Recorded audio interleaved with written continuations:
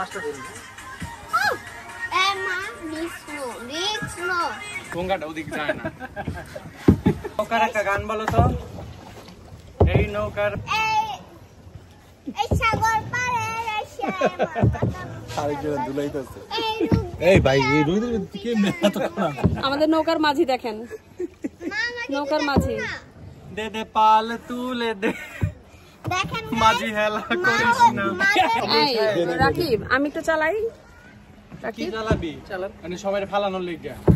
আমি খরচ কেন তুই?